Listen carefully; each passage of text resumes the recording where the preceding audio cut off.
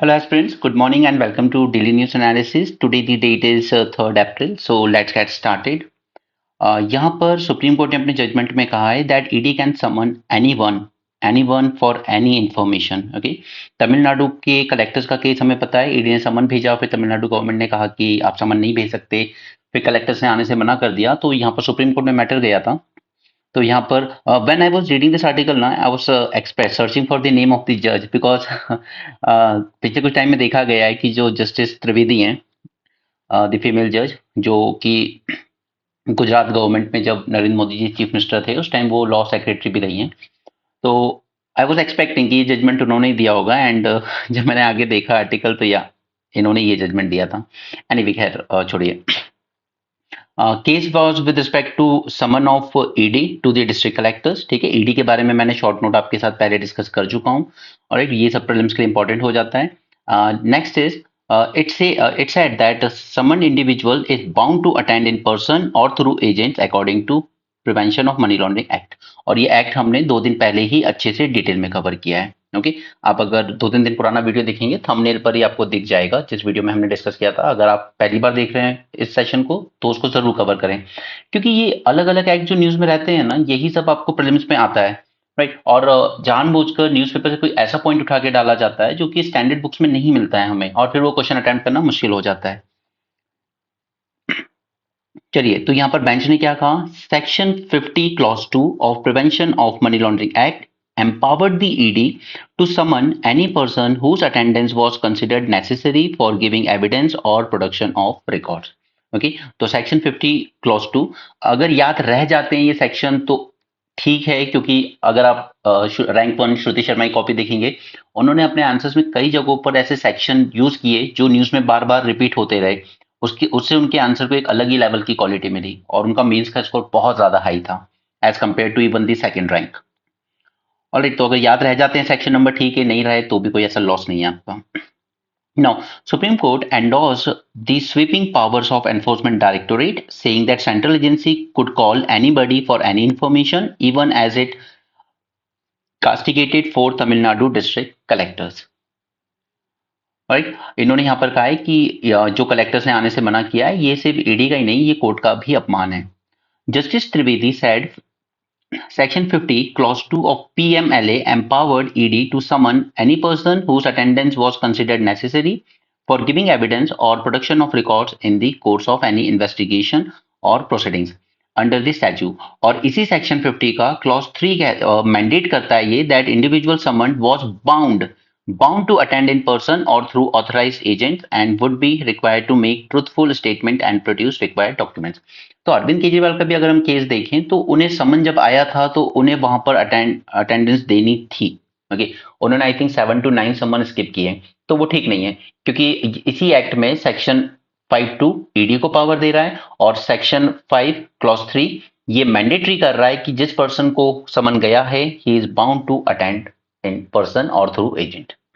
ठीक है, तो ये दोनों अगर सेक्शन नंबर याद रखोगे, कल को आंसर में लिखने का मौका मिलता है तो आपके आंसर को एक अलग ही एडवांटेज मिलता है। ऑलराइट, और फिर वही आपको डिफरेंशिएट करता है कि आपकी रैंक 400 के अराउंड गिरेगी या टॉप 100 में आएगी।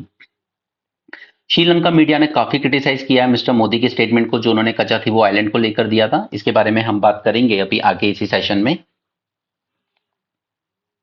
प्लीज पीएमएलए एक्ट को ना अच्छे से देख लेना, 2-3 दिन पहले हमने डिस्कस किया था, आप लिस्ट में देखेंगे मिल जाएगा। यहाँ पर मैंने आपको कोविड के टाइम पे बताया था कि बाबा एक वैक्सीन लेकर आ गए थे और कह दिया था कि हमने सारे ट्रायल्स भी कर लिए हैं, सब कुछ ठीक रहा है और हमने ये जो वैक्सीन बनाई है ये कोविड को ठीक कर देगी। एंड वर्स्ट पार्ट वॉज कि हमारी हेल्थ मिनिस्टर जो थे उस टाइम मिस्टर हर्षवर्धन, जिनका अब टिकट कट चुका है इस चुनाव में, ठीक है, वो प्रेजेंट थे इस दवाई की लॉन्च पर बाबा रामदेव के साथ। ऑलराइट, तो यहाँ पर सुप्रीम कोर्ट को भी पूछना पड़ा है कि why did centre turn a blind eye to Patanjali's covid cure claim. बाबा ने क्लेम कर दिया कि हमने ट्रायल कर लिए, टेस्ट कर लिए, रिजल्ट अच्छे हैं सब कुछ, और आपने मान लिया। ओके, और आपके खुद के हेल्थ मिनिस्टर लॉन्च करने पहुंच गए और फिर थोड़े दिन बाद बाबा पलट गए, उन्होंने कहा नहीं नहीं ये तो बस एक इम्यूनिटी बूस्टर बनाया था हमने, इसमें कोई क्लेम नहीं है। ये बाबा एक्चुअली ना 2010 के अराउंड अगर आप लोग जाएंगे तब तो आप लोग खैर काफी छोटे रहे होंगे, ठीक है, उस टाइम जब बाबा ने ये सब चलाया कि देश का पैसा देश में रहना चाहिए और इस टाइप की नेशनलिज्म के नाम पर उन्होंने अपनी पतंजलि स्टार्ट की, इस देश ने बढ़ चढ़ के बाबा को सपोर्ट किया था, सबने किया था, बच्चों से लेके बूढ़ों तक ने, सबने ये माना था कि हाँ, अपनी खुद की कंपनी होनी चाहिए देश की, देश का पैसा देश में रहना चाहिए।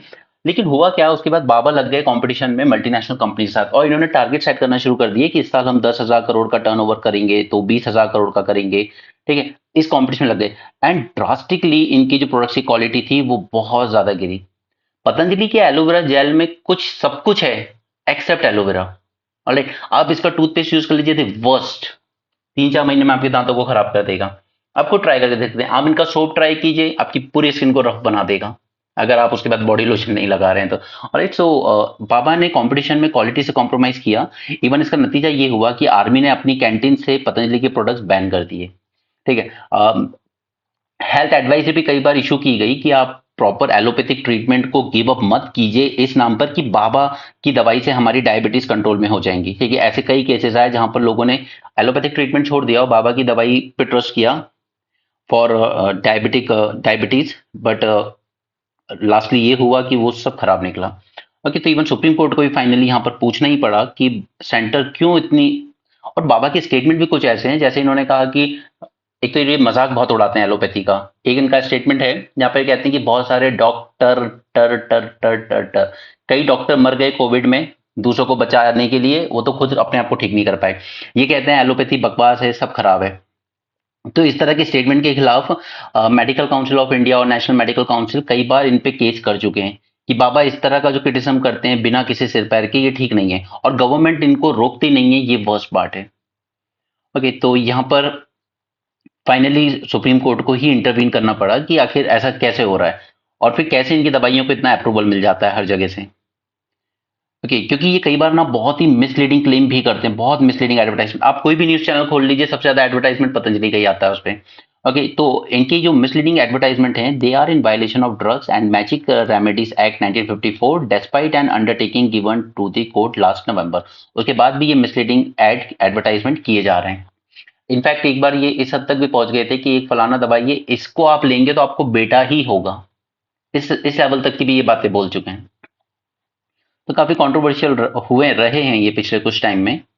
चलिए, यहाँ पर संजय सिंह को फाइनली बेल मिली है। कल मैंने आपको पीएमएलए एक्ट का एक आर्टिकल डिस्कस किया था, अगर आपने कल का सेशन देखा हो, उसमें हमने बात की थी कि बेल मिलना बहुत ज्यादा मुश्किल है। बेल सिर्फ आपको दो ही केस में मिलती है, या तो ईडी खुद ही एक्सेप्ट कर ले कि हमें कोई आपत्ति नहीं है अगेंस्ट बेल, आप बेल दे सकते हैं। ठीक है, एक तो ये सिनेरियो हो गया, और दूसरा सिनेरियो ये बनता है कि जब जज पूरी तरीके से सेटिस्फाई हो जाए कि यार इस आदमी के खिलाफ कोई केस नहीं बनता है, ईडी कुछ प्रूफ नहीं कर पाया, तो बेल दे देनी चाहिए। ठीक है, तो इस केस में ईडी ने अपने आप को विड्रॉ कर लिया कि ठीक है, हमें कोई आपत्ति नहीं है, आप बेल दे सकते हैं। क्योंकि 6 महीने से आपने किसी को जेल में रखा हुआ है और आप एक पैसा रिकवर करके ये प्रूफ नहीं कर पाए कि इसमें कुछ मनी लॉन्ड्रिंग हुई है, कुछ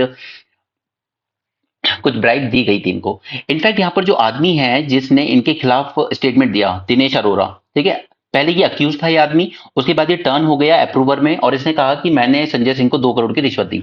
बट कोर्ट ये क्वेश्चन कर रहा है कि इस आदमी ने अपने 10th स्टेटमेंट में जाकर ये क्यों कहा कि मैंने रिश्वत दी है। 10th जब स्टेटमेंट लिया गया इसका, तब बाकी 9 टाइम तक ये कुछ नहीं कह रहा था। ओके, तो इवन कोर्ट ने कहा कि या तो ईडी प्रूफ करे कि यहां से कुछ हुआ है, और या फिर हम इसको बेल देंगे।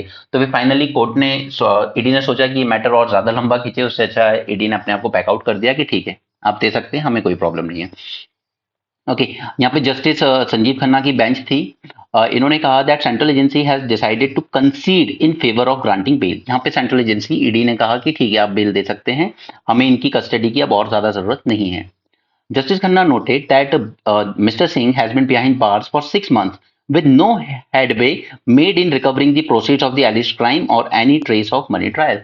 आप ना कोई ट्रेस कर पाए हो कि कहीं से मनी लिया गया, दिया गया, ओके, और ना ही आप कोई पैसा रिकवर कर पाए हो।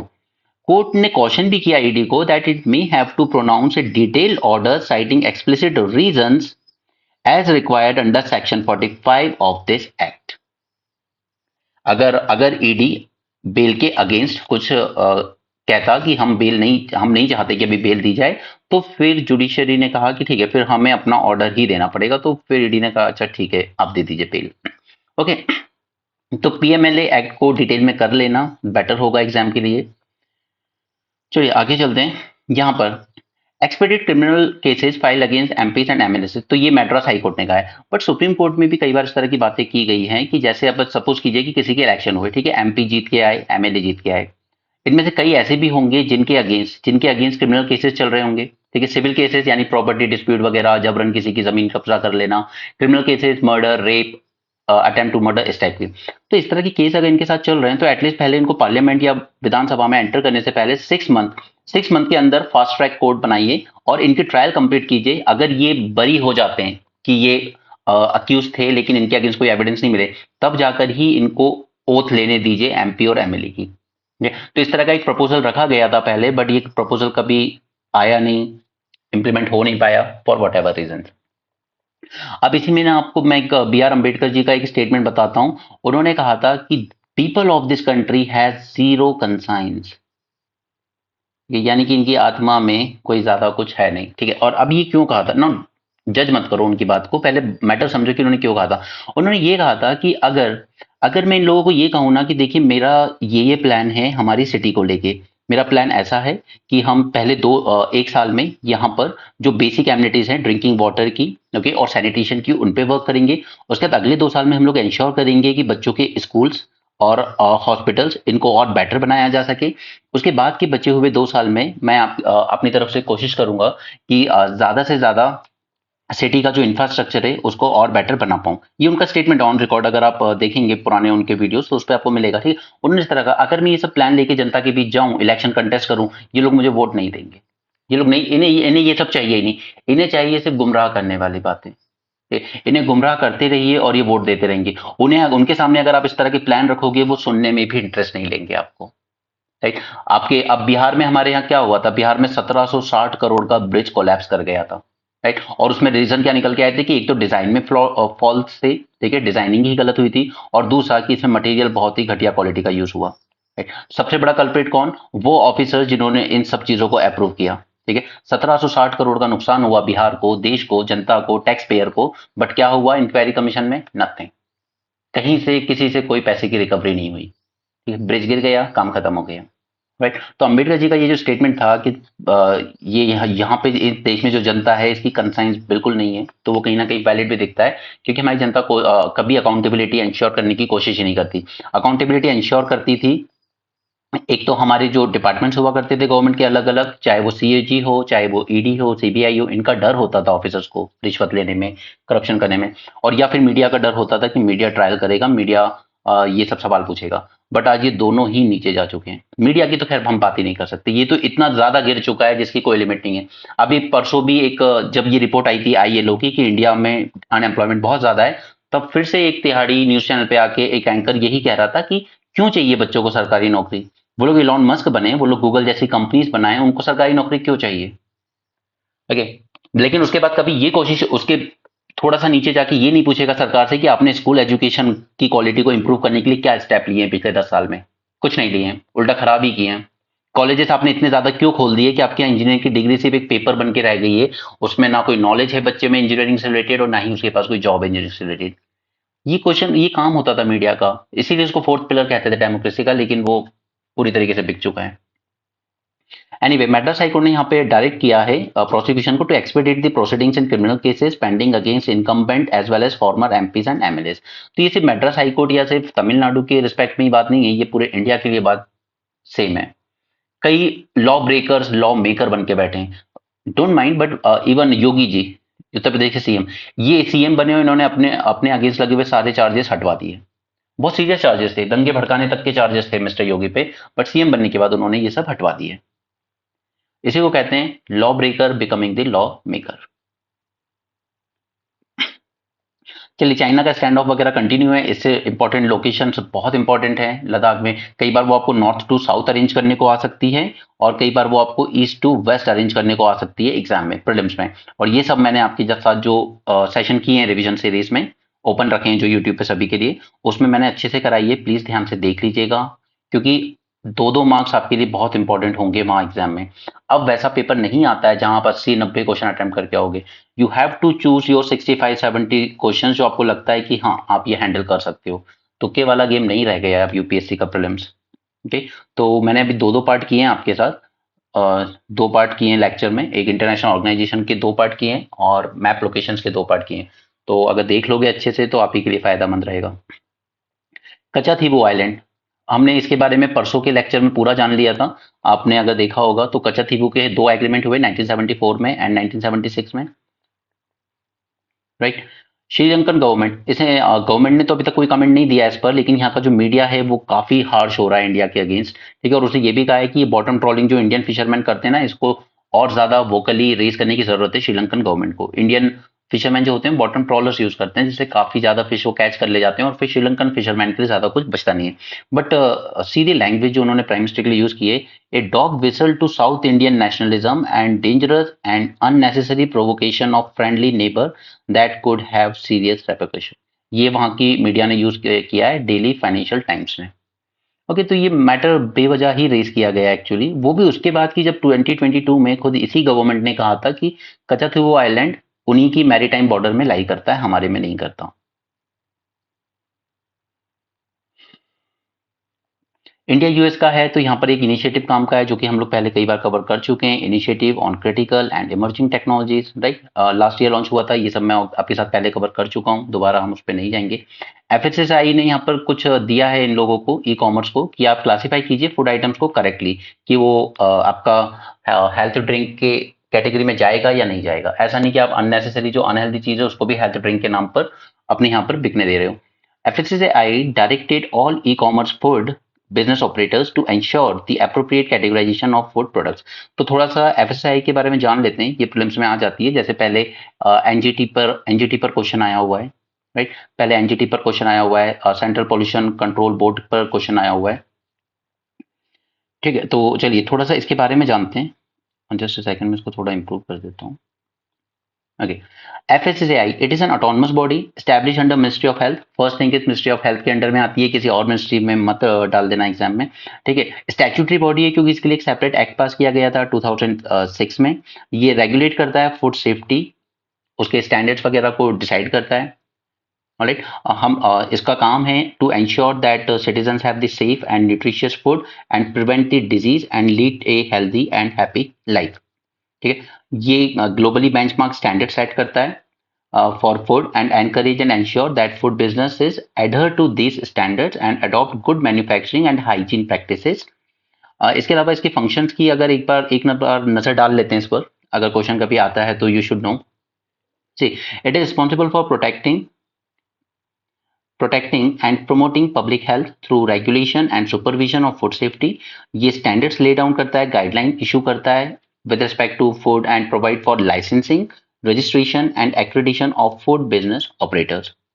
कोई भी अगर सेल कर रहा है या इंपोर्ट कर रहा है फूड इन इंडिया तो उसको एक लाइसेंस लेने की जरूरत होगी जो FSSAI दे रहा है, राइट। तो ये बातें याद रखिएगा, सेलर के लिए तो जरूरी है, लेकिन अगर आप इंपोर्ट भी कर रहे हो फूड कहीं से तो भी आपको ये लाइसेंस लेना होगा। ये डायरेक्टली मॉनिटर करता है compliance of food regulation specially in area of food imports to India. FSSAI officers can carry out food import control and ensure they contain no harmful ingredients। जैसे अगर मीट वगैरह import कर रहे हो आप, या फिर आप पोल्ट्री वगैरह इंपोर्ट कर रहे हो, तो उसमें उस तरह के ऐसे वायरस वगैरह या कोई बीमारी फैलाने वाली चीजें ना हो, ये सब इंश्योर करना पड़ता है। इसके लिए ये टेस्ट करता है पहले इन प्रोडक्ट्स को, ठीक है। इसके लिए इसकी लेबोरेटरीज बनाई जाती हैं, ढेर सारी जगह जगह बनी हुई हैं। It is responsible for food certification in India and it is mandated to specify system for enforcing its standard for accreditation of certification and for certification of food safety management system for food businesses, ठीक है। तो ये इसके functions, और इसके बाद दो चार बातें बस इसके बारे में याद रखिएगा। ऑटोनमस बॉडी है, मिनिस्ट्री ऑफ हेल्थ के अंडर में आती है, स्टैट्यूटरी बॉडी है, खुद का एक्ट है इसका, और इसका गोल है to ensure safe and nutritious food. Okay, ये स्टैंडर्ड सेट करता है for good manufacturing and hygiene practices, alright. चलिए आगे चलते हैं। मनमोहन सिंह कल रिटायर हुए हैं राज्यसभा से, एंड जैसा कि मैंने आपसे पहले भी कहा है, हमें दूसरे नेहरू, दूसरी इंदिरा गांधी, दूसरे अटल जी मिल सकते हैं, लेकिन दूसरे मनमोहन सिंह नहीं मिल सकते इस देश को। ओके, एक ऐसा आदमी जिसे ना कुछ पाने का लालच रहा कभी और ना कुछ खोने का डर रहा, चुपचाप सिर्फ अपनी जिंदगी जी है। देश ने जो जिम्मेदारी दी उन जिम्मेदारियों को अपनी पूरी एफिशिएंसी और पोटेंशियल से निभाने की कोशिश की, राइट। सिर्फ एक चीज में मिस कर गए कि वो पॉलिटिक्स समझने में थोड़ी सी देर कर गए, कैसे इन कोलिशन पार्टनर्स को झेलना है। 2013 तक आते आते वो थोड़े से असर्टिव हुए थे, बट जब तक काफी देर हो चुकी थी, है।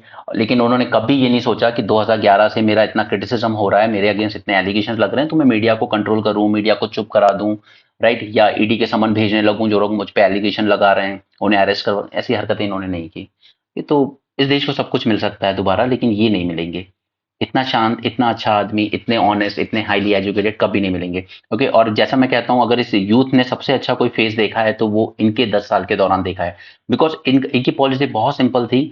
अगर प्राइवेट सेक्टर जॉब क्रिएट कर रहा है तो गवर्नमेंट अपनी जॉब्स थोड़ी सी कम कर देगी, ठीक है, ताकि प्राइवेट सेक्टर को ज्यादा बूस्ट मिल सके। लेकिन जब फाइनेंशियल क्राइसिस आया, प्राइवेट सेक्टर ने जॉब देना कम कर दिया, तो गवर्नमेंट ने अपने रिक्रूटमेंट बढ़ाना शुरू कर दिया था। कि उनका कहना था कि अगर प्राइवेट सेक्टर में जॉब क्रिएट नहीं हो रही तो फिर हमारा जो युवा है, जो डेमोग्राफिक डिविडेंड है, वो वेस्ट हो जाएगा, वो डिजास्टर बन जाएगा, हमारे युवा अनएम्प्लॉयड रह जाएंगे। तो हमें ज्यादा गवर्नमेंट जॉब्स क्रिएट करने की जरूरत है, और उन्होंने की। ओके, अगर मैं आपको पब्लिक सेक्टर एंटरप्राइजेस की बात करूं, जो कि अलग अलग गवर्नमेंट कंपनीज होती हैं, तो इनके टाइम पर 98% जो जॉब्स निकलती थी इन पब्लिक सेक्टर एंटरप्राइजेस में, ये परमानेंट नेचर की जॉब होती थी। और आज आज पब्लिक सेक्टर एंटरप्राइजेस में जो 78% जो जॉब्स, सॉरी, 78% जो जॉब्स आ रही हैं, they are of temporary nature. ठीक है, जैसे रेलवे, रेलवे आज अधिकतर जो ज्वाइनिंग ले रहा है वो टेम्पररी नेचर पे ले रहा है। ठीक है, आज आप लोग क्या कर रहे हो, आप लोग आउटसोर्स कर दे रहे हो। रेलवे को कुछ फंक्शंस चाहिए, वो एक प्राइवेट कंपनी को पैसा देते हैं लमसम कि आप एम्प्लॉय हायर कर लो और हमारे लिए वो काम करेंगे अगले 3 साल 4 साल, जब तक हमको जरूरत है। जैसे मैंने आपको एग्जांपल दिया था यूपी में लड़कियों को जो कॉल अटेंड करने के लिए रखा गया है, वो एक प्राइवेट सेक्टर को लमसम अमाउंट पे किया है यूपी पुलिस ने, और वो लोग इनको हायर करते हैं और काम करते हैं 3 4 साल विदाउट एनी सोशल सिक्योरिटी, और ना ही वो गवर्नमेंट एम्प्लॉय कहलाते हैं। ठीक है, तो मनमोहन सिंह ने इस तरह की चीजें नहीं की थी। उन्होंने ध्यान रखा था कि इस देश का युवा जो है, ये जो डेमोग्राफिक डिविडेंड है, इसे हमें रीप करना है, ना कि उसको डिजास्टर में कन्वर्ट करना है। बट 2014 के बाद जो गवर्नमेंट आई, उसने ये मान लिया कि हमें गवर्नमेंट जॉब्स कम करनी है। मैंने आपको बताया गवर्नमेंट ने पॉलिसी अपनाई कि 1/3 जो रिटायरमेंट होंगी टोटल, उसके 1/3 वैकेंसीज हम लोग लैप्स कर देंगे, उसको फुलफिल नहीं करेंगे। तो जॉब्स वहां कम हो गई, और इस गवर्नमेंट ने आउटसोर्सिंग इतनी ज्यादा की है कि आप गवर्नमेंट के लिए काम भी कर रहे हो, लेकिन फिर भी आप क्या माने जा रहे हो, प्राइवेट एम्प्लॉय। राइट, उसके बाद आपको गवर्नमेंट ऑफिसर्स रिक्रूट करने चाहिए, उनको ट्रेन करना चाहिए, उनको एक्सपीरियंस होना चाहिए, नहीं, बट आप क्या कर रहे हो, आप लेटरल एंट्री ले आए। ठीक, अगर आपको लेटरल एंट्री से एक्सपर्टीज ही लाने हैं प्राइवेट सेक्टर्स के, तो फिर वो जो रिकमेंडेशन था जो मैंने आपके साथ डिस्कस किया है, कि अगर कोई आईआईटी लड़का सेलेक्ट हो रहा है तो उससे कहिए कि आप अपने नाम के साथ आईएएस लगा सकते हो, लेकिन अभी हम आपको डिस्ट्रिक्ट में पोस्टिंग नहीं देंगे, आप अपनी फील्ड में ही काम कीजिए, एक्सपर्टीज डेवलप कीजिए, टेलीकॉम सेक्टर, आईटी सेक्टर, जहां भी काम कर रहे हो। उसके बाद आप डायरेक्टली सेक्रेटरी लेवल पे आइएगा, जहां पे आज आप लेटरल एंट्री के थ्रू ला रहे हो लोगों को। तो आप खुद के आईएएस से क्वालिफाई हुए बच्चों को ही एक्सपर्ट बना लो ना, उनको डिस्ट्रिक्ट में पोस्टिंग देने की जरूरत क्या है। ऐसी कई बातें हैं, ऐसे कई स्टेप्स हैं इस गवर्नमेंट के, जिसने युवाओं की जिंदगी को और मुश्किल बनाया है। अनएम्प्लॉयमेंट ऐसे नहीं बढ़ा है, गवर्नमेंट के स्टेप्स की वजह से बढ़ा है। ठीक है, बट मीडिया ना दिखाता है ना समझाता है, और आप में से कई लोग समझना भी नहीं चाहते, क्योंकि कई लोग सिर्फ इसी बात से खुश हैं कि मोदी नहीं तो कौन। देखिए, कोई भी देश किसी लीडर से नहीं चलता है, देश चलता है उसके इंस्टीट्यूशन से। उसके सीएजी कितने कितने इंडिपेंडेंट और कितने ऑनेस्ट हैं, ठीक है, यूपीएससी उसकी कितनी एफिशिएंट, कितनी ऑनेस्ट है, अब उसका सुप्रीम कोर्ट कितना लॉफुल है, कितना ऑनेस्ट है, कितना एफिशिएंट है, प्रेशर को किस तरीके से हैंडल करता है। राइट, ऐसे इंस्टीट्यूशंस, उसकी सीबीआई, उसकी ईडी, उसकी सेंट्रल विजिलेंस कमीशन, इन सब से चलता है देश। Strong leader, strong prime minister जैसा कुछ नहीं होता है एक डेमोक्रेसी में। अगर देश स्ट्रांग होता है तो वो होता है अपने इंस्टीट्यूशंस के दम पे। स्ट्रांग इंस्टीट्यूशंस जो लीडर बना दे वही सही है बस। ठीक है, हम चाहे नेहरू जी की बात कर लें या मनमोहन सिंह की बात कर लें, दोनों ने एक चीज समझी थी कि चाहे हम रहें ना रहें, लेकिन जो हमारे इंस्टीट्यूशंस हैं इस डेमोक्रेसी के, वो इंस्टीट्यूशंस इंडिपेंडेंट और स्ट्रांग रहने चाहिए। अगर इन इंस्टीट्यूशंस को सब्जुगेट कर दिया गया, आरबीआई के जो गवर्नर थे उर्जित पटेल, वो रिजाइन कर गए थे, उन्होंने कहा मैं पर्सनल रीजन की वजह से रिजाइन कर रहा हूं, but everybody knew there was something going on between government and RBI. अगर आप इंस्टीट्यूशंस को दबाने की कोशिश करोगे अपने हिसाब से, हमारे देश ने से 55 लाख करोड़ का कर्जा लिया था ना 70 साल में। ठीक है, लेकिन पिछले 10 साल में हम कितना ले, 60 साल में, पिछले 10 साल में हम लोगों ने 150 करोड़ लाख करोड़ से ज्यादा कर्जा ले लिया है सिर्फ 10 साल में। तो ये ऐसा थोड़ी कि कर्जा ले लिया, ये चुकाना पड़ेगा अगले कई सालों तक, क्योंकि अगली जनरेशन पे बर्डन आएगा। अगली गवर्नमेंट जब आएगी तब वो यही सब क्लीन करती रह जाएगी। इलेक्ट्रल बॉन्ड घोटाला हमने देख लिया, पीएम केयर फंड की जिस दिन जांच हो जाएगी उसमें भी आपको दिख जाएगा कितना बड़ा घोटाला है वो भी। बट बात ये है कि मीडिया का काम है जनता को एजुकेट करना, वोटर्स को अवेयर करना, बट वो नहीं करती है। एनीवे, यहाँ पर एक स्टेटमेंट देखिए मिस्टर खड़गे का इनके लिए, that you have shown that it is possible to pursue economic policies that were equally beneficial to large industries, young entrepreneurs, small businesses, the salaried class and the poor. और पिछली कुछ report आई, उन्होंने खुद कहा है कि हर साल, ठीक है, कल ही की रिपोर्ट है, हर साल सैलरीड वर्कर की इनकम 1% से गिरी है। नंबर्स में आप देखोगे कि आपकी सैलरी 1.5 लाख थी तो आज बढ़ के कहीं 2 लाख 2.5 लाख हो गई, हो गई होगी, लेकिन जब आप उसको इन्फ्लेशन के साथ एडजस्ट करते हो तो आपकी निकलती है रियल इनकम, और ये रियल इनकम आपकी हर साल 1% गिरती जा रही है। और जबकि इनइक्वालिटी इस लेवल की बढ़ रही है कि लेटेस्ट रिपोर्ट हमारे यहाँ बताती है कि 1% rich people in India hold 40% wealth. Okay, 1% holding 40% wealth and 20% of the income generated every year. ठीक है, ये है इनइक्वालिटी का आलम हमारे यहाँ। एनीवे चलिए, हरियाणा उत्तर प्रदेश से कुछ लोगों को रिक्रूट किया गया था इसराइल में जॉब के लिए, क्योंकि इसराइल ने डिमांड किया था कि हमें 10,000 वर्कर्स की जरूरत है, क्योंकि पैलेस्टीनियंस वर्क करते थे इनके यहाँ, बट वो चले गए वॉर के बाद, राइट। तो हमारे यहाँ नेशनल स्किल डेवलपमेंट काउंसिल ने इंश्योर किया, हरियाणा और यूपी से रिक्रूट किए कई वर्कर्स, और उनका पहला बैच 64 लोग का पहला बैच भेजा गया है इसराइल में, बट उनकी सेफ्टी इंश्योर करना भी जरूरी है। बट जैसा कि यहाँ पर हमारे मिनिस्टर ऑफ स्टेट ने पार्लियामेंट में कहा, उन्होंने कहा है कि देखिए, Israel is not on emigration clearance required countries. ECR countries वो होती है जहां पर जाने के लिए आपको परमिशन लेनी पड़ती है गवर्नमेंट से, आपको क्लियरेंस लेना पड़ता है। बट इसराइल को हमने ऐसी किसी कैटेगरी में नहीं रखा है कि यहाँ पे अगर कोई वर्कर जा रहा है तो उसको स्पेशल परमिशन लेनी होगी, ठीक है। इसलिए इन लोगों ने रजिस्ट्रेशन भी मैंडेटरी नहीं रखा है on ministries E migrate portal. और हमने ये बात पहले भी इंडियन एक्सप्रेस के ही एक आर्टिकल में डिस्कस की थी कि ई माइग्रेट पोर्टल पे आपने इन वर्कर्स का डेटा भी अपलोड नहीं कर रहे हो। कल को अगर इनके साथ कुछ गलत होता है, वहां पर मिस हो जाते हैं ये, या रशिया जैसी हरकत होती है कि हेल्पर के नाम पे लेके गए थे रशिया, लेकिन उन्हें वॉर में धकेल दिया गया, ऐसा कुछ इसराइल में होता है तो आपके पास वो डेटा भी नहीं होगा, तो मिनिस्ट्री कह देगी हमारे पास ई माइग्रेंट पोर्टल पर वो डेटा है ही नहीं उनके बारे में। इवन ट्रेड यूनियंस ने भी गवर्नमेंट को बोला था, सेंटर को, ट्रेड यूनियंस ने भी अर्ज किया था that please do not send the workers raising questions about the ethical issues given that the Indian workers are meant to replace Palestinian workers during the conflict. पर उसके बाद भी गवर्नमेंट ने भेज दिया, ये आर्टिकल हमारे काम का नहीं है। यहाँ पे देखिए, Venezuela it is also battling the wild fires. अब देखिए, मैंने आपके साथ प्रीलिम्स का जो पिछला सेशन किया ना रिवीजन का, लोकेशन वाला, उसमें मैंने आपको कई सिटीज के नाम बताए थे। कुछ न्यूज में रही है ड्यू टू फ्लड्स, कुछ रही है ड्यू टू अर्थक्वेक, कुछ रही है ड्यू टू वॉल्केनो, कुछ रही है ड्यू टू वाइल्ड फायर। ये कर लो अच्छे से तैयार, ये मैच करने को आ सकती है। जैसे लास्ट ईयर आया था 3-4 कंट्रीज का नाम कि ये क्यों न्यूज में थी, ओके, क्योंकि उनके यहाँ कूप हुए थे, मिलिट्री कूप, राइट। उसी तरीके से इन सिटीज के नाम आ सकते हैं जहां पर इस तरह की चीजें हुई है। वाइल्ड फायर सबसे ज्यादा कहाँ हुई? वेनेजुएला में हुई है, इसके अलावा स्पेन में भी हुई थी, इसके अलावा हवाई के यूएसए में भी हुई थी। इसलिए मैं कह रहा हूँ कि प्रीलिम्स अब एक क्वेश्चन 100 क्वेश्चन का खेल नहीं रह गया, वो 200 क्वेश्चन के बराबर हो गया है, क्योंकि कई क्वेश्चन ऐसे डाले जाते हैं जिनमें 3-3 4-4 अलग अलग सोर्सेज से आपके लिए क्वेश्चन फ्रेम किया गया होगा।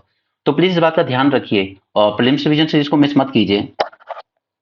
चलिए, गाजा वॉर काफी कुछ हम पढ़ चुके हैं गाजा इसराइल के बारे में। दो चीजें इंपॉर्टेंट जहां से आपको क्वेश्चन डेफिनेटली आएगा, एक है रीजन, इस रीजन के मैप से, गल्फ ऑफ अकाबा से लेके हमने बैन कुरियन कैनाल की बात की है, राइट। हमने हिजबुल्लाह, हमास, इन सब ऑर्गेनाइजेशन की बात की, टेररिस्ट ग्रुप की। इससे रिलेटेड मैंने आपसे एक टेबल बनाकर भी शेयर किया था। ये सब प्रीलिम्स के लिए इंपॉर्टेंट है। सिटीज, कौन सी सिटी किस कंट्री में है, किस रीजन में है, और किस वजह से न्यूज में थी, ये सब तैयार कर लो अच्छे से अपने प्रीलिम्स के लिए। ऑलराइट, बाकी हम मेंस में तो ये सब तैयार करते ही हैं, हमने मेंस 450 प्लस ऑलरेडी किया हुआ है गाजा पे। चलिए, यहाँ पर इसराइल ने ऑब्जेक्टिव क्या रखे थे अपने इस वॉर के टाइम? उसने कहा था पहला ऑब्जेक्टिव है हॉस्टेजेस को फ्री कराना। क्या हुआ ये ऑब्जेक्टिव अचीव? अभी तक नहीं हुआ। दूसरा था डिस्ट्रक्शन ऑफ हमास, हमास को डिस्ट्रॉय करना है। क्या ये ऑब्जेक्टिव पूरी तरह अचीव हुआ? नहीं हुआ, क्योंकि अभी भी आप सिर्फ आपने खुद इसराइल कहता है कि हमने करीब 10,000 लड़ाके मार दिए हमास के, but this is only 30% of estimated 30,000 Hamas fighter. तो आप हमास को भी डिस्ट्रॉय नहीं कर पाए अभी तक, उसका पोटेंशियल अभी भी इंटैक्ट ही है, वो अभी भी आपको रिटेलिएट कर सकता है, राइट। तो दोनों ऑब्जेक्टिव आप मिस कर गए। Israel has not been able to rescue its hostages, around 32 hostages were killed in cross fire, right. तो आपका कोई भी ऑब्जेक्टिव अभी तक अचीव नहीं हो पाया है। और हमास के लिए, हमास के दो ऑब्जेक्टिव थे इस जो लड़ाई शुरू की उसने। पहला, वो वर्ल्ड को याद दिलाना चाहता था कि आप नॉर्मलाइजेशन कर रहे हो, रिकंसिलेशन कर रहे हो, जैसे सऊदी अरेबिया, ठीक है, ये इजराइल के साथ रिकंसिलेशन कर रहा था। दूसरा, आईएमईसी कॉरिडोर, यानी कि पूरा का पूरा रीजन इजराइल के हाइफा पोर्ट के थ्रू ट्रेड करने को तैयार था। तो इजराइल के साथ आप रिकंसिलेशन कर रहे हो, ठीक है, तो इसी ने हमास को ट्रिगर किया कि ये रिकंसिलेशन हो रहा है तो इसको थोड़ा डिस्टर्ब करना जरूरी है। अगर अरब इजराइल में पीस हो गया तो पैलेस्टीनियन इशू बैक बर्नर पे चला जाएगा। और वो रिमाइंड करना चाहता था वर्ल्ड को that cause of Palestinian state should not be lost. Okay, second, वो एक्सपोज करना चाहता था वर्ल्ड को the false sense of invincibility. Israel की फोर्सेज और उसके इंटेलिजेंस सिस्टम को ना इनविंसिबल माना जाता था कि इसको भेदना पॉसिबल नहीं है। बट यहाँ पर उसने जब हमला किया हमास ने, तो ना तो इसराइल की इंटेलिजेंस को पकड़ पाई और ना ही इसराइल का जो हम आयरन डोम कहते हैं सिक्योरिटी फीचर वो उसको रोक पाया। ओके, तो दूसरा ऑब्जेक्टिव भी हमास ने अचीव कर लिया कि वो ये शो करना चाहता था कि इसराइल की मिलिट्री उसका इंटेलिजेंस सिस्टम इनविंसिबल नहीं है। ठीक है, इसको भेदा जा सकता है। तो हमास अपने दोनों ऑब्जेक्टिव अटेंड करने में कामयाब रहा। उसने अपनी वॉइस हर्ट करवा दी पैलेस्टीनियन की और पैलेस्टीनियन इशू फिर से फ्रंट में आ गया वर्ल्ड के। अब देखिए, वॉर ऐसी चीज है जिसको स्टार्ट करना तो बहुत आसान है, लेकिन उसमें से एग्जिट कैसे करना ये बहुत मुश्किल होता है। राइट, जैसे 1965 वॉर में जब हम लोगों ने पाकिस्तान के साथ सीज फायर अनाउंस किया, तो पाकिस्तान ने भी क्लेम किया कि हमने इंडिया को ज्यादा नुकसान पहुंचाया, हम जीते हैं। इंडिया ने भी क्लेम किया कि हमने ज्यादा नुकसान पहुंचाया पाकिस्तान को, हम जीते हैं। राइट, तो आप कभी ये नहीं सोचना चाहते, आप ये नहीं चाहते कि वर्ल्ड ये सोचे कि ये जीता वो जीता। आउटराइट विक्ट्री चाहती है हर कंट्री, और ये आज के टाइम में होती नहीं है इतनी आसानी से। जैसे अफगानिस्तान में अमेरिका गया था वर्ल्ड ट्रेड सेंटर पे हमले के बाद 2001 में, और उसने क्या सोचा था कि हम अलकायदा को खत्म कर देंगे, यानी कि तालिबान को, लेकिन नहीं कर पाया और 2021 में एग्जिट ही करना पड़ा और तालिबान फिर से पावर में आ गया। Same was US war in Iraq 2003। ठीक है, यहाँ पर भी उसका कोई डिफाइंड एग्जिट स्ट्रेटेजी थी नहीं यूएस के पास, और वो वॉर भी काफी साल तक चलती रही और इराक काफी डिस्टेबलाइज रहा। राइट, उसी तरीके से रशिया यूक्रेन वॉर, रशिया ने सोचा था 1 और 2 वीक का खेल है, हम कर देंगे, बट नहीं, 2 साल हो चुके हैं इस वॉर को और ये अब तक चली जा रही है। तो वॉर स्टार्ट करना is always easy, but exit करना बहुत मुश्किल है। इसराइल पर इम्पैक्ट क्या रहा है इसका? इसराइल की आर्मी को भी नुकसान हुआ है, उसके यहाँ भी काफी इंजरीज हुई हैं, पर्सनल की डेथ हुई है, इकोनॉमी श्रिंक हो रही है उसकी रैपिडली, एंड मिस्टर नेतन्याहू के लिए तो बहुत ज्यादा मुश्किल है अब कि वो अपनी कुर्सी बचा पाए। राइट, इवन अब तो यूएस ने भी इसके अगेंस्ट कह दिया है कि Israel has to restrain itself and cannot bank upon blanket support. Militarily बात करें तो Gaza has been defeated, but Hamas as an organisation unlikely to be eliminated. आपने गाजा में 30,000 से ज्यादा लोग मार दिए, 60,000 70,000 से ज्यादा लोगों को घायल कर दिया, ऑलमोस्ट 98% टेरिटरी को आपने बिल्कुल प्लेन कर दिया है। राइट, बट उसके बाद भी गाजा को आपने डिस्ट्रॉय किया, लेकिन हमास को डिफीट नहीं कर पाए हो अभी भी। चलिए, कभी भी हम लोग पता ये नहीं सुनते हैं कि आपका क्लाइमेट इशू एक पॉलिटिकल इशू बने, या कैंपेन जो पॉलिटिकल पार्टीज के कैंपेन शुरू होते हैं उसमें एक इंपॉर्टेंट इशू बना हो, क्लाइमेट नहीं बना। ठीक है, हर साल हमारे यहाँ हीट वेव से डेथ होती है लोगों की। राइट, हमारे यहाँ फ्लड से नुकसान होता है, इस साल भी हुआ। राइट, हमारे यहाँ ड्रॉट, इस वक्त कर्नाटका में भयंकर ड्रॉट पड़ा हुआ है, बैंगलोर सिटी में पानी पीने तक की दिक्कत है। राइट, तो ये सब इश्यूज होते हैं हमारे यहाँ, लेकिन जनता क्या होता है, मानसून आता है भूल जाती है। इंडियंस के बारे में ऐसे नहीं कहा जाता है कि इंडियंस की मेमोरी बहुत ज्यादा शॉर्ट होती है। आपके यहाँ लैंडस्लाइड हो जाता है, आपके यहाँ ग्लेशियल लेक आउटबर्स्ट हो गया, बट आपने भूल जाते हो थोड़े दिन बाद। राइट, कभी आप पॉलिटिकल पार्टी से असर्ट नहीं करती कि आप बताइए तो आपका क्या प्लान है हमारे यहाँ के जो इतने डिजास्टर्स आ रहे हैं, कभी फ्लड, कभी ड्रॉट, कभी ग्राउंड वाटर बहुत नीचे जा रहा है, इसके लिए आपके पास क्या प्लान है, उस बेसिस पे वोट मांगिए ना। बट नहीं, वोट तो किसी और ही चीज पे मांगेंगे और जनता देती भी है। इसलिए इंडियंस को कहा जाता है वेरी शॉर्ट मेमोरी। चलिए, स्टेट ऑफ ग्लोबल क्लाइमेट की रिपोर्ट आई थी, डब्ल्यूएमओ ने रिलीज की थी। इस पर मैंने आपको शॉर्ट नोट दिया हुआ है डब्ल्यूएमओ पर, ये सब शॉर्ट नोट्स आप याद कर लीजिए, प्रीलिम्स में यही सब काम आने हैं आपको। 2023 को इसने क्या डिक्लेयर किया था, hottest year recorded in history of planet. इसके अलावा मैंने आपको कुछ फैक्ट्स याद कराए ताकि आपके मेंस में काम आए, जैसे 84 डेज ऐसे थे जब 1.5 डिग्री का हमने ब्रीच किया था, 4 डेज ऐसे भी थे जब हमने 2 डिग्री का भी ब्रीच कर दिया था। राइट, और 23 as a whole year was the hottest. Right, और हमारा अभी global temperature pre industrial level हम मानते हैं 1750 को। ठीक है, यहाँ से इंडस्ट्रियल रेवोल्यूशन की शुरुआत हुई वर्ल्ड में। ठीक है, तो प्री इंडस्ट्रियल लेवल से हमारा टेम्परेचर ऑलरेडी 1.45 सेंटीग्रेड हो चुका है, और हमने टारगेट क्या रखा है अपने अपने पेरिस क्लाइमेट में, या तो 2 डिग्री और हो सके तो 1.5 डिग्री तक रोकना है। ठीक है, बट ऐसा दिख नहीं रहा कि हम रोक पाएंगे। It is close to breaking the agreed limit of 1.5 degree by different nation. अब ये टेम्परेचर तो एक चीज है, बट इसके अलावा और भी कई इवेंट्स ऐसे हैं जिन्होंने सारे रिकॉर्ड ब्रीच किए हैं, जैसे ओशियन का टेम्परेचर। ठीक है, इसने भी अपने अभी तक का सबसे वार्मेस्ट ओशियन का टेम्परेचर हम लोग अब देख रहे हैं। ग्लेशियल रिट्रीट, बहुत तेजी से मेल्ट हो रहे हैं, आर्कटिक में भी अंटार्कटिका में भी। Diminishing Antarctic ice cover. Okay, frequency of extreme weather events like heat waves, torrential rain, tropical cyclone has increase. ठीक है, हमने साइक्लोन पर अभी थोड़े दिन पहले भी देखा था कि विंड स्पीड जो है, ऐसे बहुत से साइक्लोन अब आ रहे हैं जिनकी wind speed 300 kilometre per hour से ज्यादा की हो रही है। तो हमें एक न्यू कैटेगरी बनाने की जरूरत है, कैटेगरी 6 इनके क्लासिफिकेशन में साइक्लोन के। राइट, अभी थोड़े दिन पहले हमने डिस्कस किया था न्यूज़पेपर में। राइट, तो पब्लिक मेमोरी बड़ी शॉर्ट होती है। ये डिस्टर्ब कर रहा है पूरी एक्टिविटीज को, एग्रीकल्चर को। जैसे इस साल भी लगातार पिछले 2 साल से वीट का जो प्रोडक्शन है वो गिरता जा रहा है ऑलमोस्ट बाय 20%। क्यों? Due to heat waves. Right. तो ये सीधे सीधे हमारे एग्रीकल्चर, हमारी फूड सिक्योरिटी और सोशियो इकोनॉमिक डेवलपमेंट पर प्रॉब्लम क्रिएट कर रहा है। सोशियो इकोनॉमिक डेवलपमेंट पर कैसे, एक बात बताइए, हीट वेव चल रही है, क्या इंसान उतना ही वर्क कर रहा होगा बाहर जितना वो एक नॉर्मल टेम्परेचर में कर सकता है? नहीं कर सकता, राइट। हीट वेव, और डेथ होती है सो अलग हीट वेव से, फिर वो उसकी फैमिली की इकोनॉमिक कंडीशन और ज्यादा वर्स्ट हो जाएगी, सोशल कंडीशन और वर्स्ट हो जाती है, राइट। सो जैसे जैसे इंडस्ट्रियल रेवोल्यूशन बढ़ता चला गया, एक्सप्लॉइटेशन ऑफ नेचुरल रिसोर्सेज बढ़ता चला गया, ये उन लोगों के लिए जो लोग ये कहते हैं कि ज्यादा बच्चे पैदा कर रहे हैं, हम अफोर्ड कर सकते हैं, आपको क्या प्रॉब्लम है? अब चाहे आप 27 मंजिला इमारत में रहते हो या आप एक झुग्गी झोपड़ी में रहते हो, आप अफोर्ड कर सकते हो नहीं कर सकते हो वो अलग बात है, बट द थिंग इज कि जब आप पॉपुलेशन ज्यादा बढ़ाते हो तो वो आपके नेचुरल रिसोर्सेज पर प्रेशर तो क्रिएट करती है। आज बैंगलोर में क्यों प्रॉब्लम हो रही है ड्रिंकिंग वाटर की, राइट? वहां की पॉपुलेशन की सिर्फ बात नहीं है, माइग्रेशन बहुत ज्यादा हुआ है, ठीक है। सारा डेवलपमेंट आपने पूरे कर्नाटका का डेवलपमेंट एक ही शहर में करते चले गए, लोग जॉब के लिए माइग्रेट करते चले गए और पॉपुलेशन प्रेशर बढ़ा, और जो नेचुरल रिसोर्सेज थे, एक तो आपको ट्री काटने पड़ेंगे और ज्यादा अपार्टमेंट्स बनाने के लिए, बिल्डिंग बनाने के लिए, घर बनाने के लिए, आपके ड्रिंकिंग वाटर की रिक्वायरमेंट, आपकी इलेक्ट्रिसिटी की रिक्वायरमेंट, ये सब बढ़ती चली जाती है। तो जो लोग ये मानते हैं कि बच्चे पैदा करने से वो तो हमारा पर्सनल मैटर है, हम पालेंगे, नहीं, आप पालोगे वो अपनी जगह ठीक है, बट इस देश के नेचुरल रिसोर्सेज पर प्रेशर बढ़ेगा। ओके,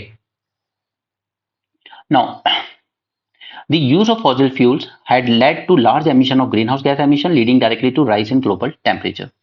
पेरिस एग्रीमेंट में हमने क्या डिसाइड किया था, हम 2 डिग्री तक रोकेंगे और अगर हो सकेगा तो 1.5 डिग्री तक रोकेंगे। ये फोर्स में कब आया? 2016 में, and it became a legally binding international treaty. National action plan on climate change हम लोग लेकर आए, इसके अंडर एक सब मिशन था नेशनल सोलर मिशन, और उसके साथ साथ ही हमने लॉन्च किया नेशनल ग्रीन हाइड्रोजन मिशन, ताकि हम एक एनर्जी ट्रांजिशन कर सकें। ठीक है, अभी मैं आपको ये मिशन कराऊंगा, वैसे इस पर क्वेश्चन आने की चांसेस कम है, बट इसके अंदर जो 8 सब मिशन हैं आपको उनके बारे में जरूर जानना चाहिए, ठीक है। अभी हम देखेंगे इसको थोड़ी देर में। नाउ ये रिपोर्ट बहुत सही टाइम पे आई है, the awakening not only for all of humanity but specifically for all the political parties. इन पॉलिटिकल पार्टीज को इन इश्यूज के बारे में बात करनी होगी। अब जैसे इलेक्शन कमीशन ने क्या कहा कि जब ये चुनाव होंगे हमारे यहाँ लोकसभा के, तब हीट वेव आ चुकी होगी इंडिया में, लोग रैलियों में जाएंगे, लोग कई बीमार भी होंगे, कोई डेथ भी होंगी, पिछले साल भी, पिछली बार भी हुई थी जब आई थिंक महाराष्ट्र या कर्नाटका में चुनाव थे। ओके, तो इन सब के बारे में क्वेश्चन कौन पूछेगा? पॉलिटिकल पार्टीज को, राइट। तो ये जनता के ऊपर डिपेंड करता है कि उनमें कितनी अवेयरनेस है on climate change and clearly defining the steps to reduce the global warming. Political parties may also wish to spell out the steps they would undertake to reduce the impact of global warming on India. जैसे दिल्ली में सरकार ने कहा कि हम 75 lakes बनाएंगे, ठीक है, झीलों की नगरी बनाएंगे दिल्ली को, बट अभी तक ऐसा ग्राउंड लेवल पे कुछ देखने को मिलता नहीं है। एनीवे ये है आपका national action plan on climate change, ये फर्स्ट टाइम लॉन्च किया गया था 2008 में। ओके, इसके अंदर 8 नेशनल मिशन आते हैं, मैं आपको नोट्स दे दूंगा, आप खुद से पढ़ लीजिएगा, बट इस पे क्वेश्चन आने के चांसेस बहुत कम है। इसके अंदर सिर्फ मिशन के नाम याद रख लीजिए, national solar mission, national mission on enhance energy efficiency, national mission on sustainable habitat, national water mission, national mission on sustaining the Himalayan ecosystem, and national mission on green India, यानी कि हम और ज्यादा फॉरेस्टेशन करेंगे, इसको 23 से बढ़ के 33% तक लाएंगे फॉरेस्ट अपने यहाँ, सस्टेनेबल एग्रीकल्चर बनाएंगे, और strategic knowledge of climate change इसको प्रमोट करेंगे, यानी कि ज्यादा ज्यादा साइंस में रिसर्च करेंगे, इसके लिए एक फंड बनाएंगे, ठीक है।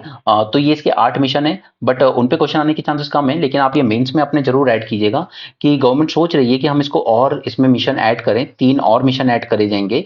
एक है कोस्टल सिस्टम पे, क्योंकि सी लेवल राइज हो रहा है, कोस्टल कम्युनिटी में डिस्ट्रप्शन देखने को मिल रहा है।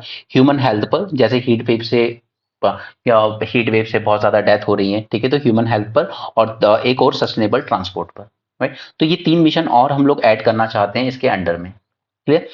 आईएनडीसी आप लोग जानते होंगे, हमने टारगेट्स अपने दिए थे, ये नेशनली डिटरमिन किया जाता है, यानी कि इंटरनेशनल लेवल पे टारगेट नहीं दिए जा रहे हैं, आप खुद खुद डिटरमिन करोगे कि हम, हमारी कंट्री किस स्टेज पर है और हम क्या टारगेट रख सकते हैं। तो हमने यहाँ पर 5 टारगेट रखे थे, उसमें से 2 को हमने फिर से अपडेट किया, ठीक है। जब ग्लासगो में 2021 में COP26 हुआ तो हमने इसको अपडेट किया, हमने 2 टारगेट और इंक्रीज किए। फर्स्ट किया एनर्जी इंटेंसिटी के रिस्पेक्ट में, पहले हमें टारगेट रखा था 30 to 35 एनर्जी रिडक्शन करेंगे हम लोग एनर्जी इंटेंसिटी को, लेकिन अब हमने इसको बढ़ा के कर दिया है 45% करेंगे, ठीक है। और इलेक्ट्रिसिटी जनरेशन में हमने पहले कहा था हम 40% जो हमारी इलेक्ट्रिसिटी जनरेशन होगी वो हम रिन्यूएबल सोर्सेज से करेंगे या नॉन फॉसिल फ्यूल सोर्सेज से करेंगे, ठीक है, लेकिन अब हमने इसको भी बढ़ा के 50% कर दिया है। तो 2 टारगेट, 5 में से 2 टारगेट हमने अपडेट किए, बाकी के 3 एज इट इज रहे, जैसे कि non fossil fuel energy capacity हम 500 गीगावाट तक रखेंगे। इसके अलावा हम लोग रिड्यूस करेंगे अपने कार्बन एमिशन को by 1 billion ton by 2030 and net zero बन जाएंगे बाय 2070। तो ये ही हमारे पंच अमृत हैं। ओके, ये पंच अमृत है इलेक्ट्रिसिटी जनरेशन के रिस्पेक्ट में, दूसरा एमिशन इंटेंसिटी के रिस्पेक्ट में, ये दोनों हमने अपडेट कर दिए, और बाकी ये तीन है 500 gigawatt carbon emission intensity and net zero by 2070। Okay, तो चलिए आगे चलते हैं।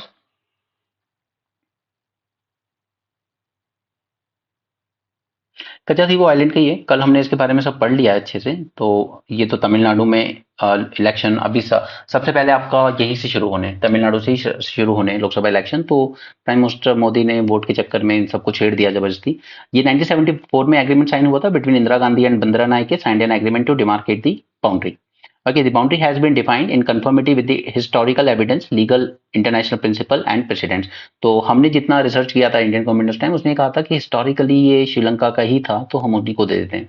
तो 1974 में एग्रीमेंट किया, फिर 76 में एक और एग्रीमेंट किया, और हमने कहा कि fishing vessel and fisherman of two countries shall not engage in fishing in historic waters, territorial sea and exclusive zone or exclusive economic zone of either of the country without permission from Sri Lanka और India. ना उनके fisherman इधर fishing करने आ सकते हैं without India permission, ना हमारे जा सकते हैं without Sri Lanka permission. Saint Anthony church है वहां पर, जो पोर्चुगीज ने बनाया था, वो एनुअल फेस्टिवल होता है वहां पर, दोनों साइड के लोग वहां पर जाते हैं। श्रीलंका ने क्लेम किया था कि देखिए, हमारा क्लेम इसलिए बनता है कचाथीवू पे, ये श्रीलंका का कहना था कि पोर्चुगीज ने जब आइलैंड ऑक्यूपाई किया था, श्रीलंका पहले पोर्चुगीज के अंडर में गया था, ठीक है, तो उन्होंने जब ये ऑक्यूपाई किया था 1505 1658 तक, तो उन लोगों ने ज्यूरिसडिक्शन एक्सरसाइज की थी ओवर कचाथीवू। तो उस हिसाब से तो फिर श्रीलंका के अंडर ही आना चाहिए कचाथीवू। बट इंडिया कहता है कि यहाँ पर राजा ऑफ रामनाथपुरम जो थे, उनके पास जमींदारी थी इस कचाथीवू की, तो इंडिया के अंडर में आना चाहिए वो। ठीक है, Zameen has been collecting taxes in till 1947 when it was taken over by the state government following the zamindari abolition act। ठीक है, तो इवन 1947 तक भी यहाँ पे जो जमींदार थे रामनाथपुरम के, वही टैक्सेस कलेक्ट कर रहे थे इस एरिया से। तो उस बेसिस पे इंडिया भी कहता था कि नहीं, ये हमारा है, आपका नहीं है। हालांकि बाद में ये एग्रीमेंट हुआ, और फिर हमने उनको दे दिया। बट 1991 में जयललिता जी ने इसको फिर से डिमांड की। उन्होंने कहा कि एक काम कीजिए, लीज पर ले लीजिए श्रीलंका से, उनको पैसे देते रहेंगे हम लोग हर साल, लेकिन कच्चा थी वो आप वापस ले लीजिए। बट ऐसा हो नहीं पाया। अगस्त 2013 में यूनियन गवर्नमेंट ने सुप्रीम कोर्ट में कहा भी था कि रिट्रीवल ऑफ कच्चा थी वो did not arise because no territory belonging to India was ceded. कोई हमने अपनी टेरिटरी नहीं दी है, एक मैटर था डिस्प्यूट का जिसको हमने सेटल कर लिया है। जैसे श्रीलंका बांग्लादेश के साथ हमने किया था लैंड बॉर्डर एग्रीमेंट, जिसमें हमने 100 से ज्यादा एनक्लेव उनको दे दिए बांग्लादेश को। Right, no agreed boundary settle between 74 to 76। और दिसंबर 22 में हमारी आज की जो गवर्नमेंट है उसने भी यही कहा कि कचाथीवू lies on Sri Lankan side of India Sri Lanka international maritime border. जब 22 में आपने कह दिया, तो फिर अब सडनली ऐसा क्या हो गया जो आप कचाथीवू का मैटर को रेज कर दिया आपने, जस्ट बिकॉज आपको तमिलनाडु से वोट चाहिए, दैट्स ऑल। हीट वेव की बात करते हैं, तो यहाँ पर इसकी लिमिट्स जानना बहुत जरूरी हो जाता है।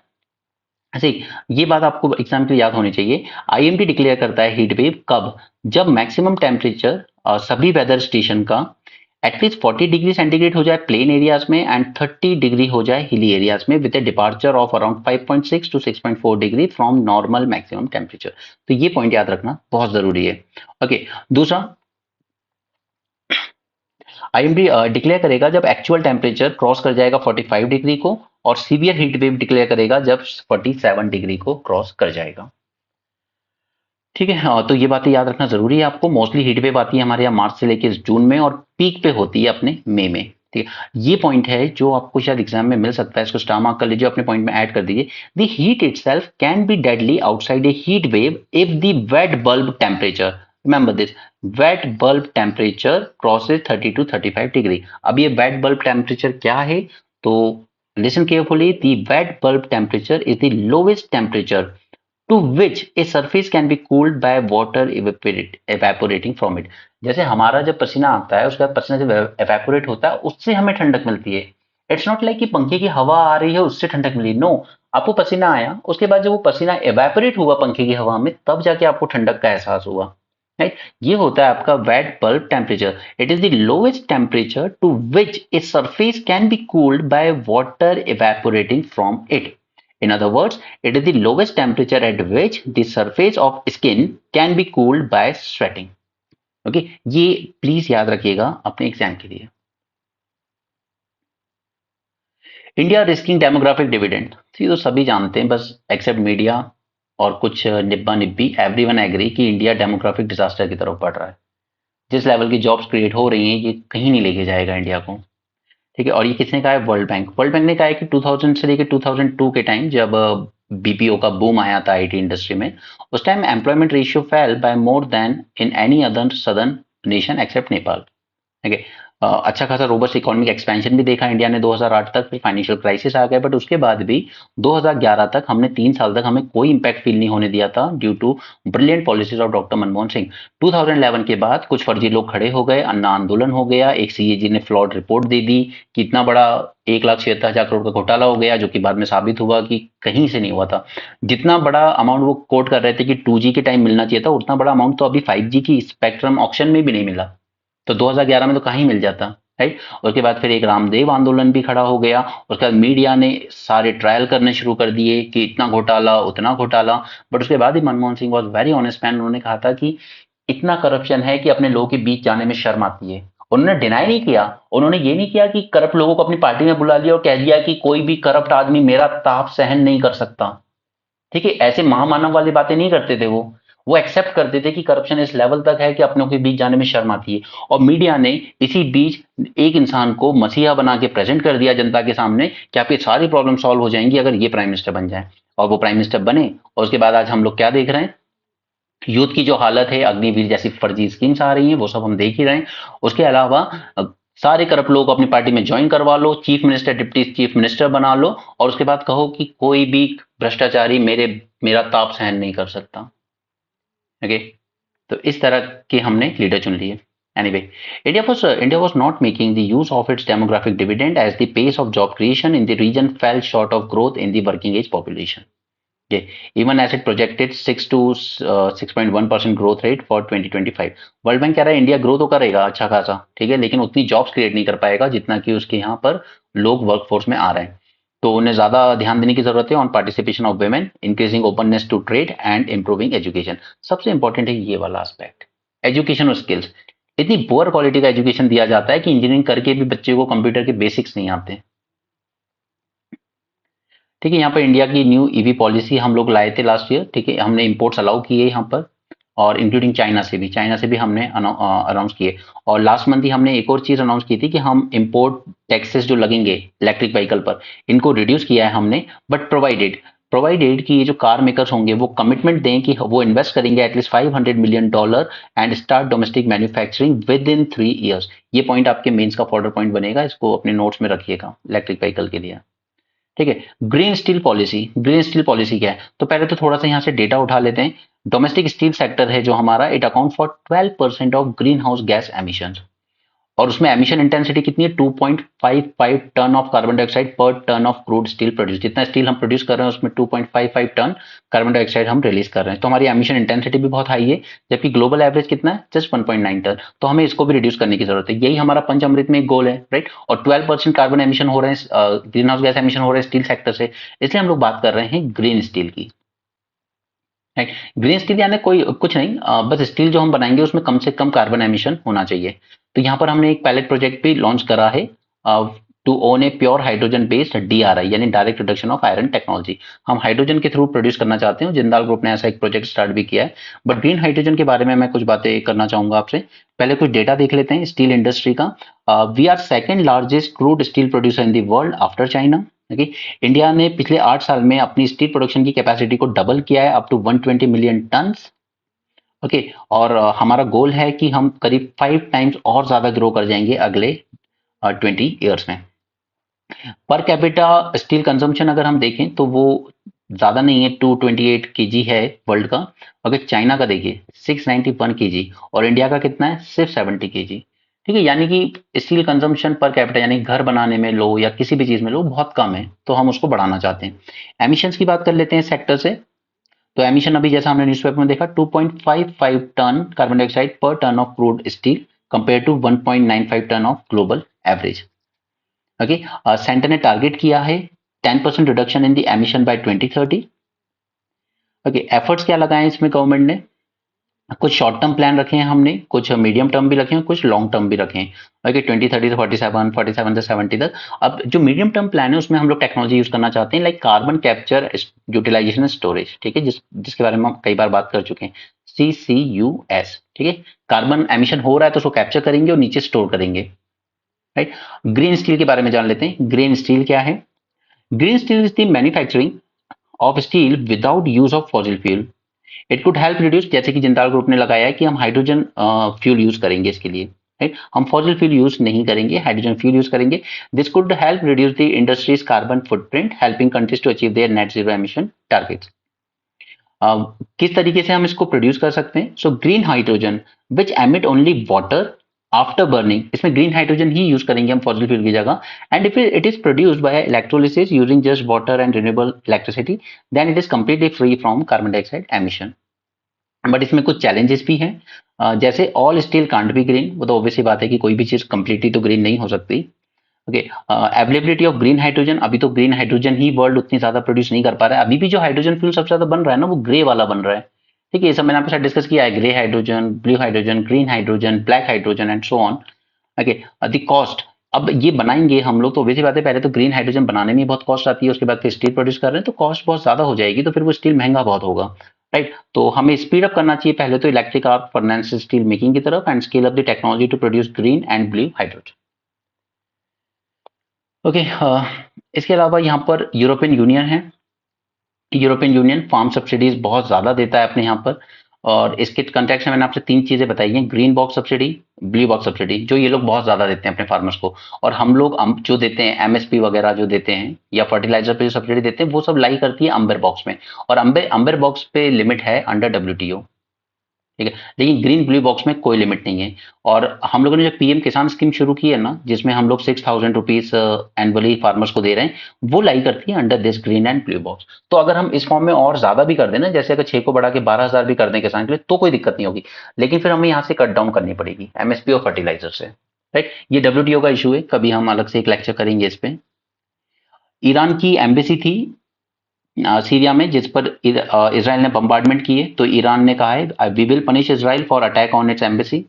Similarly Russia working on to remove Taliban from terrorist list. यहाँ पे तालिबान को अभी तक टेररिस्ट लिस्ट में डाला था, बट अब ये रशिया कह रहा है कि हम इसको रिमूव कर देंगे, इसको टेररिस्ट ऑर्गेनाइजेशन नहीं मानेंगे, क्योंकि अभी तक तालिबान की जो रिजीम बनी है अफगानिस्तान में, उसको किसी ने रिकग्नाइज नहीं किया, किसी भी देश ने नहीं, ना पाकिस्तान ने ना चाइना ने। और मैं आपको वही बार बार समझाता आ रहा हूँ कि ये एक अलग ही तरह की कोल्ड वॉर स्टार्ट हो रही है। रशिया चाइना के रिलेशन सब जानते हैं, इधर अफगानिस्तान पाकिस्तान है, आपस में भले ही लड़े, लेकिन दोनों US से ज्यादा रिश्ता रखना नहीं चाहते, ठीक है। दूसरी तरफ यहाँ पर नॉर्थ कोरिया है, और इधर है ईरान, राइट। ये एक अलग ही तरह का नेक्सस डेवलप हो रहा है, बट हमारी टेंशन ये है कि सब कुछ हमारे बैकयार्ड में हो रहा है। USA के बैकयार्ड में नहीं है ना, वहाँ चाइना है ना पाकिस्तान है ना कोई है, ठीक है, लेकिन ये सब हमारे बैकयार्ड में हो रहा है। अगर ये सारी डिस्टर्बेंस होगी तो सबसे ज्यादा इम्पैक्ट इंडिया पर ही पड़ेगा। ओके, ये रवांडा में जेनोसाइड हुआ था एक टाइम पर, करीब आज से 30 साल पहले, 1994 में। इसमें 8 लाख से ज्यादा तुस्ती, ये एक तरह की ट्राइबल कम्युनिटी है जो माइनॉरिटी में थी, इनको मार दिया गया था over 100 days of ethnic program, ठीक है। इसको पोग्राम कहते हैं, पोग्राम मतलब स्टेट स्पॉन्सर्ड किलिंग। ओके, तो ये सबसे बड़ा जेनोसाइड माना जाता है आज तक वर्ल्ड का। और इस टाइम पर ये हाल थे कि इवन रेडियो से ऑफिशियली पब्लिश किया जाता था कि अगर आप अपने आसपास रहने वाले किसी किसी भी तुस्ती आदमी को मारते हो, तुत्सी को, ओके, तो आप पे कोई क्रिमिनल चार्जेस नहीं लगाए जाएंगे। इसलिए मैं कहता हूं कि आज का मीडिया जो कर रहा है ना, हिंदू मुसलमान डिबेट, इसके बहुत सीवियर कॉन्सिक्वेंसेस होंगे अगर इसी तरह से चलता रहा तो। क्योंकि कई बार आप अगर देखेंगे ना अपने आसपास, छोटे छोटे बच्चे जो अभी ठीक से 12th भी पास नहीं हुए हैं, वो यही सब बातें करने लगे हैं, हिंदू ये मुस्लिम वो। मैं दोनों तरफ की कम्युनिटी के लोगों की बात कर रहा हूँ, क्यों? क्योंकि दिन रात न्यूज चैनल यही परोस रहे हैं आपको। तो ऐसे हालात देश में ना बने, उसके लिए बेटर है इस गोदी मीडिया को बॉयकॉट कीजिए, इसको देखना बंद कीजिए। ये सिर्फ आपके दिमाग में जहर घोलेगा, आपको दंगई बनाएगा और कुछ नहीं करेगा। ओके, बाकी सब स्पोर्ट्स न्यूज है। So that's it for this session. Thanks for joining, have a great day and keep learning.